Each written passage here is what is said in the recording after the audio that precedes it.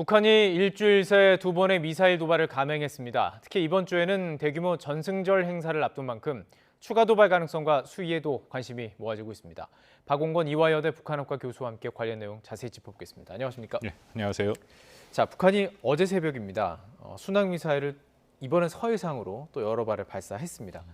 그 전에도 이제 발사했던 어떤 ICBM도 그렇고 아무래도 미국의 전략 핵수함이라든지 이런 부분에 대해서 좀 불만을 가지고 있는 것 같다 이런 해석이 많았는데 어떻게 동의하시는지요? 그렇습니다. 3일 전에 또 SRBM이라고 불리는 이제 단거리 탄도미사일을 발사를 했었는데요. 네. 그때도 그렇고 지금도 그렇고 특히 이번에는 강순남 국방상이 담화를 발표한 직후에 또 이 순항미사일, 전략 순항미사일이라고 북한이 얘기하는 것을 쐈는데 아주 핵심적으로 한미가 확장 억제 측면에서 최초 이게 첫 우리가 회의를 하지 않았습니까? NCG라고 불리는 핵 협의 그룹. 네. 북한에서는 그걸 핵 협의 그룹바라고 불리는데 그것과 또 이번에 들어온 핵 추진 잠수함 전략 핵 잠수함이죠. SSBN 오하이오급 그 들어온 두 가지를 계속해서 북한은 문제 제기를 하고 있습니다. 네네. 그러니까 그만큼 북한의 입장에서는 자신들이 갖고 있는 핵 능력을 한미가 확장 억제를 통해서 약화시킨다라는 이제 그런 인식이 분명히 드러나 있고요. 그래서 거기에 대한 대응으로 이번에 순항 미사일을 발사했다 그렇게 판단이 됩니다. 자, 그러면 이게 저희 입장에서는 우리 공해상에 들어오는 어떤 무기잖아요. 이제 미국의 아주 강력한 무기들이 들어오는 정도인데 이게 북한에 압박이 되나 이런 궁금함도 있거든요. 과연 북한이 진짜 실제적으로 피부로 느끼는 압박감이 있는 건가요? 있습니다. 핵 미사일 SSBN 같은 경우에는 북한이 상당히 고도화된 자신들의 핵 능력을 갖추려고 노력을 하고 있죠. 최근에 같은 경우에도 화성 18이라는 이제 고체 추진 연료를 기반으로 하는 대륙간 탄도 미사일을 두 번째 발사했는데 상당히 성공적으로 발사를 했거든요. 그 미사일은 미국 본토에 대한 공격 능력 측면에서 상당한 의미가 있습니다. 신속하게 발사할 수 있고 고체 연료이기 때문에 또 이 실질적으로 이 이동이 가능한 상태에서 쏠 수 있다라는 것. 또 조심스럽습니다만 그 안에 다탄두탄까지도 가능한 형태로 설계가 됐기 때문에 본토를 공격할 수 있는 능력이 확실히 확충된 것은 맞죠. 그럼에도 이번에 들어온 전략 핵 잠수함 SSBN 같은 경우 그 한 대가 북한의 전체적인 핵 전력보다 훨씬 월등한 한 대만으로도 월등한 전력을 갖고 있다라는 것이고요. 가장 큰 것은 일단 핵 추진 잠수함이기 때문에 북한이 전혀 사전에 식별 탐지가 불가능합니다. 그리고 그 안에 들어있는 트라이던트 2 미사일 같은 경우에는 거기도 다탄두탄이고 그 미사일의 이 파괴력이라는 것은 북한이 갖고 있는 미사일보다 월등하다라는 것이죠. 그리고 그것을 한반도에 기항을 시켰고 이게 우리 남한의 기항을 한국에 기항을 시켰다라는 것 자체가 미국이 확실하게 한국을 북한 핵으로부터 보호하겠다라는 확장 억제의 의지를 북한식 표현하면 그걸 가시화했다, 체계화했다라는 스스로의 그런 인정이 있거든요. 그렇기 때문에 북한의 입장에서는 자신들이 갖고 있는 핵 능력이 그만큼 손상되고 있다라는 그런 의미로 받아들일 수 있다고 판단이 됩니다. 이게 각국이 우리가 내놓은 어떤 전략에 대해서 북한의 대응이 나올 것이고 또 대응이 나올 텐데 북한은 이런 것에 대해서 핵무기 사용 조건에 해당한다라는 논리를 새롭게 시작을 했습니다. 저희가 이 관련돼서 좀 녹취를 준비해봤는데요. 김정은 위원장의 발언 듣고 계속 이야기를 좀 나눠가겠습니다. 들어보시죠. 공화국 핵무력은 우리 국가에 대한 미국과 그 추종 세력들이 엄중한 정치 군사적 도발을 억제하고 전망적인 위협을 관리하는 데서 자기의 중대한 사명을 책임적으로 수행할 것이며 바로 이에 대하여 오늘 국법으로 명기하였습니다. 자, 그러니까 법제화시켰다, 국법으로 명기했다, 핵무력 법제화를 천명했다.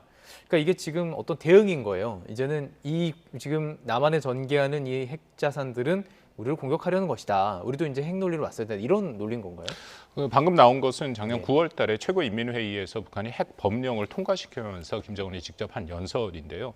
그 내용이 다 공개를 했습니다. 5가지의 핵 사용 조건이라는 것을 얘기했는데 이번에 아까 말씀드린 강순남 국방상이 한국에 들어온 SSBN이 자신들이 만들어 놓은 그 5가지 조건에 사실 첫 번째 조건에 해당되기 때문에 여기에 대해서 상응하는 조치로 자신들이 핵을 쏠 수 있다라고 얘기하는데요. 그 조건이 이런 겁니다. 핵무기 공격이 감행되었거나, 그러니까 북한을 상대로 얘기를 하는 거거든요. 감행되었거나 사용이 임박했다라고 판단된 경우에 북한이 자신들이 핵을 쏠 수 있다라는 첫 번째 조건에 해당된다는데요. 이거는 판단하기에 그냥 말씀 들어봐도 좀 억지가 분명히 있죠. 왜냐하면 SSBN이 들어온다고 핵 무기 공격을 하겠다라는 그런 의지가 그 안에 들어있는 것은 아니기 때문에 억제 효과를 억제 한 목적이라는 거고. 것은 뭐 예. 다 알고 있는 거니까요. 근데 전반적으로 5가지 조건이라는 것이 이것을 다 얘기를 해보면 다 종합해보면 굉장히 자의적으로 해석이 가능합니다. 예를 들어서 조건 중에 5번째 이런 것이 있습니다.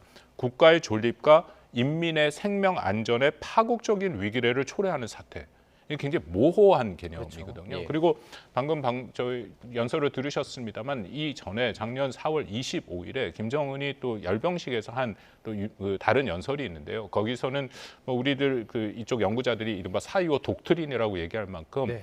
핵 전력의 일부를 밝혔습니다. 예. 거기 뭐라고 얘기했냐면 북한이 갖고 있는 핵에 대해서는 2가지 임무가 있다. 첫 번째 임무는 당연히 군사적인 임무인데 문제는 2번째 임무가 있다 하면서 국가의 근본 이익을 침해했을 때 핵을 쓸 수 있다. 국가의 근본 이익. 예. 그 김정은의 입장에 김정은이 직접 얘기를 한 건데요. 아시다시피 북한 체제의 특성상 헌법 위에 노동당 규약이 있고 그 위에 최고 지도자의 발언이 있기 때문에 그만큼 이것은 가장 권위를 갖는다라고 볼 수 있고요. 네. 국가의 근본 이익이라는 것이 그렇지만 문제가 굉장히 모호한 개념이다라는 그렇죠. 겁니다. 예. 그래서 제가 그 이후에 도대체 북한이 국가의 근본 이익을 어떻게 정의하느냐는 그 자료를 통해서 좀 확인해봤더니 굉장히 광범위한 거죠. 네. 예를 들어서 북한에 우리가 인권 문제를 제기한 것도 근본 이익을 침해하는 것이라고 얘기하고 있고 당연히 한미가 하고 있는 이 연합훈련에 대해서도 근본 이익을 침해하는 것이다. 예. 그렇다면 이것도 굉장히 자의적으로 언제든지 북한이 핵을 쓸 수 있다라는 매우 공격적인 그런 핵 전략을 밝혔다라고 생각이 됩니다. 내부적으로는 뭐 법으로 명기한 부분이기 때문에 핵무기를 쓸 수 있다라는 어떤 합당화를 찾은 것이고 또 외부에는 우리가 이렇게도 나올 수 있다라는 어떤 협박으로도 좀 볼 수 있을 것 같은데요.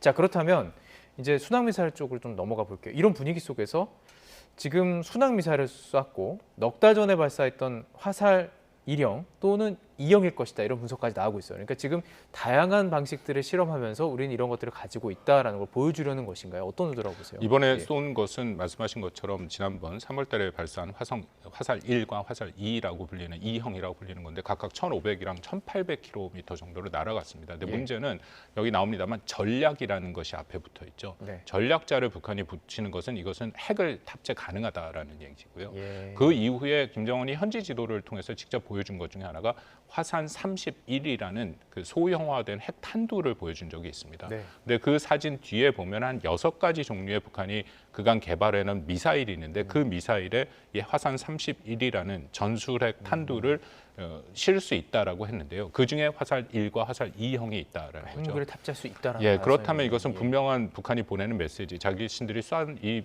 전략 순항 미사일은 말 그대로 핵을 탑재했고 또 이 사거리가 1,500에서 1,800km 정도면 이 남한을 전체를 다 사정권에 두는 것뿐만 아니라 예. 일본까지도 그렇죠. 타격이 가능하다라는 것을 보여줌으로써 SSBN의 그 전략 핵 잠수함이 들어오는 것을 견제하려고 하는 이제 그런 이 의도가 있다라고 생각합니다.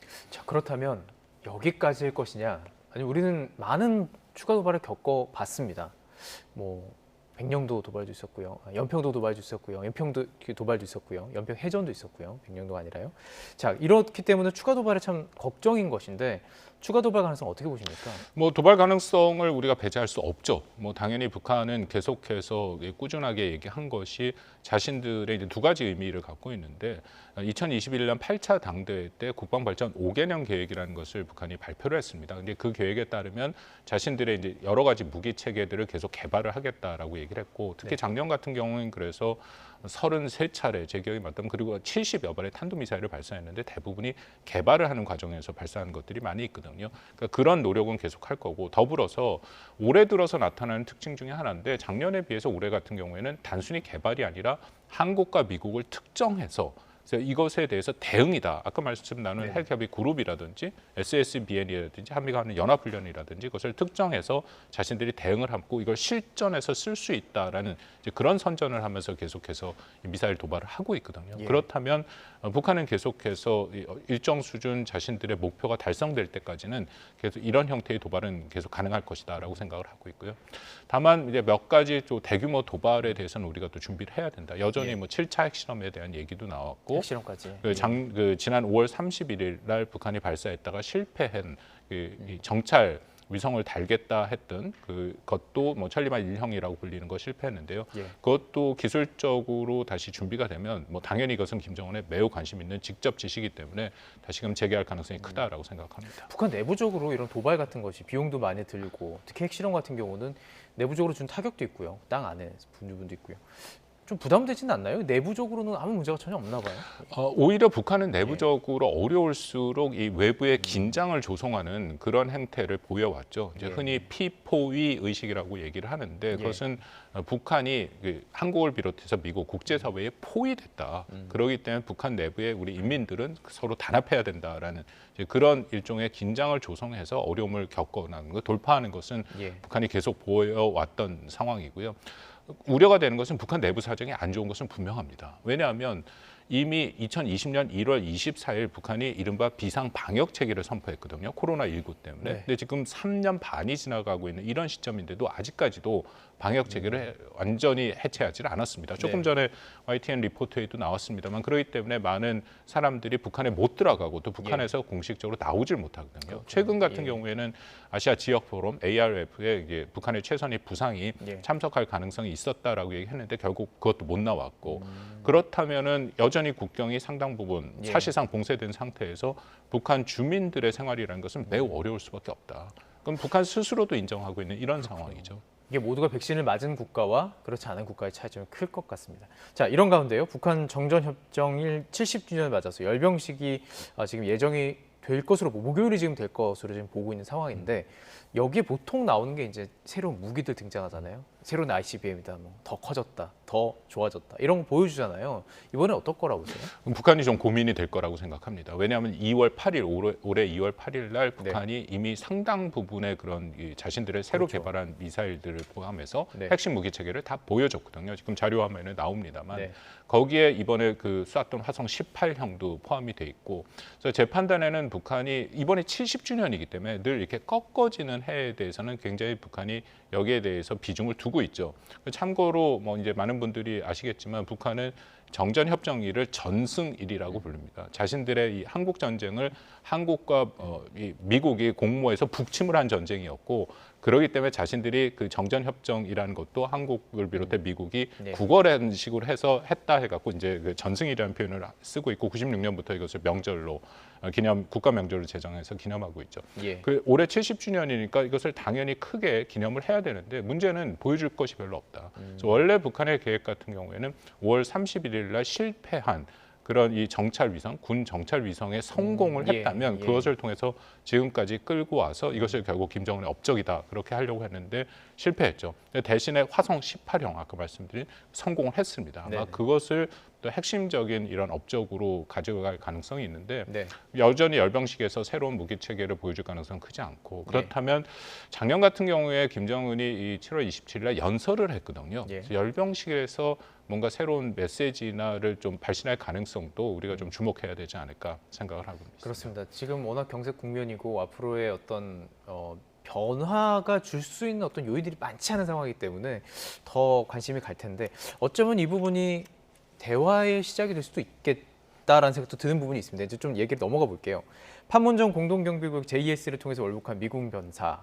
뭐 이 사안부터 조금 워낙 좀 이해가 안 되는 분들이 좀 많긴 합니다. 이거 어떻게 보셨어요? 이 과정을 보면서. 뭐 아직은 여러 가지 상황들이 좀 확인돼야 될 부분이 많이 있다라고 생각이 되는데요. 이제 제일 중요한 것은 과연 북한이 어떻게 반응을 할 것인가. 근데 지금까지는 아무런 반응이 나오지 않았고 조금 전에 YTN 리포트에 나왔습니다만 어쨌든 이 주한미군 그 입장에서는 계속해서 북한과 접촉을 하고 있다, 시도를 하고 있다라고까지 알려져 있죠.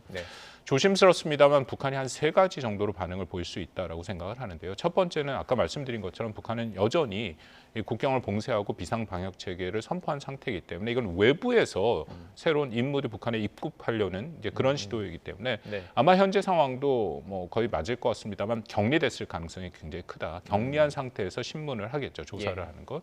그래서 첫 번째 북한의 선택지는 격리해서 결국은 다시 추방하는 형태를 가져갈 수도 있고요. 왜냐하면 지금까지 북한에 입국한 사례가 굉장히 제한됩니다. 그러니까 주 북한 중국 대사 정도만 들어간 것으로 알려져 있기 때문에. 그리고 두 번째는 여러 가지가 좀 확인이 돼야 됩니다만 자진 월북일 가능성이 지금 큰 상황이지 않습니까? 네. 본인이 스스로. 그렇다면 예. 북한은 이것을 활용해서 선전선동을 할 수 있는 것이죠. 늘 주장합니다만 미 제국주의자가 드디어 북한이라는 인민의 낙원에 왔다라고 하면서 일정 시간이 지나면 이제 카메라 앞에 세워서 그런 선전을 할 수 있다. 네. 아마 북한이 가장 흔하게 하는 방법이고요. 예. 세 번째 같은 경우에는 이것을 계기로 해서 뭔가 미국에 압박을 가하고 예. 그리고 송환을 그런 어떤 그 조건으로 미국과의 일종의 대화를 예. 협상을 하는 이제 그 가능성도 좀 열려 있는데 예. 뭐 상황을 조금은 더 지켜봐야 된다라고 생각은 됩니다. 걱정인 부분은 그냥 추방을 한다면 미국 입장에서도 뭐 우리 입장에서도 뭐 큰 뭐 문제는 없을 것 같고 선전선동에 활용된다면 앞으로 또 협상을 해나가야 될 부분인데 혹시라도 신변에 좀 이상을 일으켰을까 봐 이런 좀 우려도 있는 거거든요. 그럴 가능성도 있는 거 아니겠습니까? 뭐 그 가능성은 예. 다 열어놓고 봐야죠. 흔히 우리가 이제 오토 원비어 사례를 예. 많이 얘기하는데 오토 원비어 같은 경우에도 미국 대학생이 북한에 갔다가 북한의 발표에 따르면 뭐 불법적인 행동을 해서 결국은 뭐 다시 미국으로 왔습니다만 그 사망한 안타까운 사건이 있었고 예. 그러니까 북한의 사법 체계라는 것도 체제 자체가 이게 전혀 우리 민주주의 국가에서는 당연하죠. 경험할 수 없는 예. 상황들이고 말씀드린 것처럼 이 월북을 한 이 상황에서 북한은 정치적 목적에 따라서 이것을 얼마든지 자신에게 유리하게 활용할 수 있다라는 거죠. 그 과정에서 만약 트래비스 킹 이병이 협조를 하지 않으면 네. 뭐 여러 가지 어려움이 있을 가능성도 있다. 그래서 미국의 입장에서 이게 신경이 쓰이기 때문에 예. 여러 가지 뭐 북한과의 대화를 시도를 하는데요. 이게 이전 사례랑은 좀 다른 게 이게 자진 월북일 가능성이 여전히 된다면 미국 정부 입장에서도 이 움직일 수 있는 공간이 그렇게 넓어 보이지는 않습니다. 자, 그렇다면 이것을 통해서 혹시 국면 전환의 계기가 될 수도 있지 않느냐. 왜 그간 가장 뭐 이렇게 치열하게 대립하는 순간 갑자기 물꼬가 트이거나 그러면서 갑자기 대화가 되는 경우도 있었고 지금 또 관심 가는 거는 지금 계속 그 바이든 행정부 고위 관료들이 중국을 방문하고 있어요. 이 과정 속에서 이 주제를 가지고 무엇인가 대화를 틀 수 있는 과정이 되지는 않을까 이런 기대도 있는 거거든요. 가장 중요한 것은 북한이 과연 그러면 대화를 하려고 하는 그런 준비가 됐느냐, 이른바 예. 그들이 갖고 있는 노선이 변경될 가능성이 있느냐 그것인데요.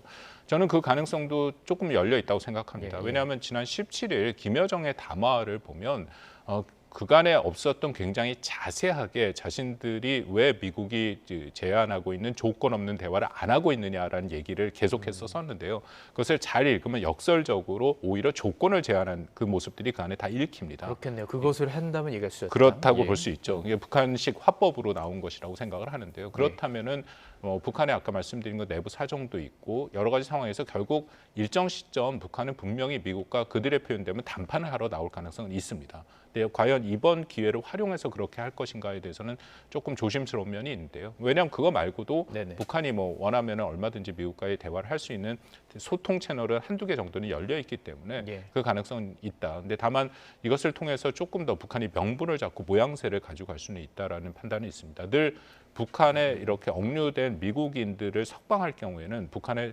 요구하는 것은 최소한 미국의 전직 대통령급. 예. 그러니까 예를 들어 뭐 카터 대통령도 전에 갔었고 또 클린턴 대통령도 갔었고 그렇게 고위 인사를 불러들여서 하는데 근데 이게 여전히 저는 이 코로나19 상황 때문에 그런 것이 가능할까 하는 복잡한 그런 사정은 여전히 있다라고 생각을 합니다. 북한 내부는 너무도 공개되어 있는 것이 없고 어떤 상황인지 추측하기도 어려운 상황이기 때문에 외교적인 어떤 이런 것도 준비하기 참 어려운 상황인데 그렇다면 과연 이 남과 북 대화도 궁금하고요. 이 미와 북과 미의 대화도 가능한 것인지 언제쯤 이루어질 수 있는 것인지 좀 궁금하고 또 기다려지기도 하거든요. 어떤 뭐 계기가 있을까요? 북한의 입장에서는 2019년 12월에 뭐 사실상 그 10월 마지막으로 북한과 미국 사이에서 스웨덴에서 실무 협상을 하고 그 실무 협상은 북한이 일방적으로 결렬시켰죠. 그리고 나서 정면 돌파전이라는 것을 선포했는데요. 그 정면 돌파전의 핵심은 자력갱생 사상투쟁을 하면서 최대한 버티는 장기전으로 가고 그 와중에 자신들의 핵 능력을 최대한 고도화하겠다라는 그런 입장입니다. 근데 저는 그 핵 능력의 고도화의 마지막 단계는 결국 미국 본토를 직접 타격할 수 있는 능력을 확실히 확보하는 건데 화성 18이 그 가능성을 굉장히 높여놨거든요. 그리고 말씀 계속 나눈 것처럼 북한 내부 사정이 어려우니까 일정 시점에서 북한은 이제는 국면을 전환할 그럴 가능성도 완전히 배제할 수 없다. 근데 다만 북한의 입장에선 장기전으로 가기 때문에 최대치로 갈 수 있는 게 이번에 김여정 담화에도 그런 얘기가 나오는데요. 미국이 행정부가 바뀌면 또 약속을 저버린다. 그렇다면 내년에 미국 대통령 선거가 있으니까 또 뭐 사실은 트럼프 전 대통령이 다시금 출마할 가능성이 높은 상황이고 네. 북한의 입장에서 최대로 볼 수 있는 상황은 내년 미국 대선 결과까지 보고 예. 새롭게 시작하는 미국 행정부와의 일종의談판을 시도할 수는 있는데요. 과연 그때까지 북한이 내부적으로 이것을 감당할 수 있느냐, 저는 그것이 핵심 변수다라고 생각을 합니다.